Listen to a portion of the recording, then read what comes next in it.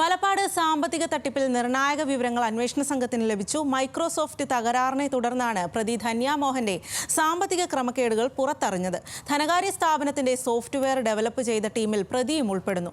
സോഫ്റ്റ്വെയറിന്റെ പിഴവുകളെക്കുറിച്ച് പ്രതിക്ക് വ്യക്തമായി അറിയാമായിരുന്നെന്നും അന്വേഷണ സംഘം പറഞ്ഞു.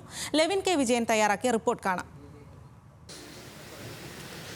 വലപ്പാട് സാമ്പത്തിക തട്ടിപ്പ് കേസിൽ ചോദ്യം ചെയ്യൽ പുരോഗമിക്കുകയാണ്. പ്രതി ധന്യ മോഹനെ ചോദ്യം ചെയ്യുന്നത് കൊടുങ്ങല്ലൂർ ഡിവൈഎസ്പി വി കെ രാജുവും വലപ്പാട് സിഐ എം കെ രമേശുമാണ്. 5 മണിക്കൂറിലകം ഇതിനോടകം ചോദ്യം ചെയ്യൽ പിന്നിട്ടിരിക്കുന്നു. ഇതിനോടകം നിർണായകമായ വിവരങ്ങളാണ് അന്വേഷണ സംഘത്തിന് പ്രതിയിൽ നിന്ന് ലഭിച്ചത്. ഈ ധനകാര്യ സ്ഥാപനത്തിന്റെ സോഫ്റ്റ്വെയർ ഡെവലപ്പ് ചെയ്ത ടീമിൽ അംഗമായിരുന്നു പ്രതി ധന്യ മോഹനും. അതുകൊണ്ട് തന്നെ ഈ സോഫ്റ്റ്വെയറിന്റെ പോരായ്മകൾ സംബന്ധിച്ച് കൃത്യമായ ധാരണ പ്രതിക്കുണ്ടായിരുന്നു. ഇതനുസരിച്ചുകൊണ്ട് കഴിഞ്ഞ 5 വർഷത്തിലേറെയായി 2019 മുതൽ വിവിധ കാലയളവുകളായി തട്ടിപ്പ് നടത്തുകയായിരുന്നു പ്രതി എന്ന് പ്രതി ചോദ്യം ചെയ്യലിൽ സമ്മതിച്ചിട്ടുണ്ട്.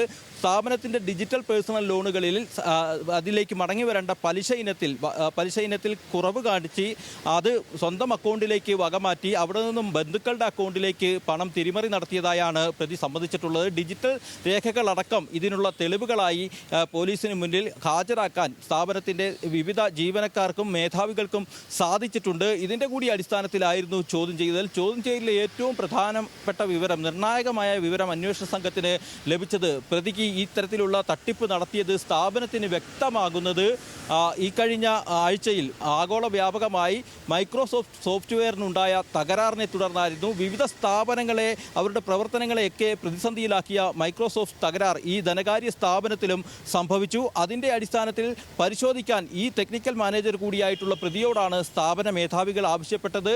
ഈ തൻ്റെ കുറ്റങ്ങൾ പിടിക്കപ്പെടുമെന്ന് ഇതേ തുടർന്ന് മനസ്സിലാക്കിയ പ്രതി പരിഭ്രമിക്കുകയും തുടർന്ന് ഒളിവിൽ പോകുകയുമായിരുന്നു. ഇതിൽ സംശയം തോന്നിയ സ്ഥാപന മേധാവികൾ പോലീസിൽ പരാതിപ്പെട്ടതോടുകൂടിയാണ് ഈ വലിയ സാമ്പത്തിക തട്ടിപ്പ് പുറത്തു വന്നതും അതുമായി ബന്ധപ്പെട്ടുകൊണ്ടുള്ള അന്വേഷണം ഇപ്പോൾ പോലീസ് ഊർജിതമാക്കിയിരിക്കുന്നതും.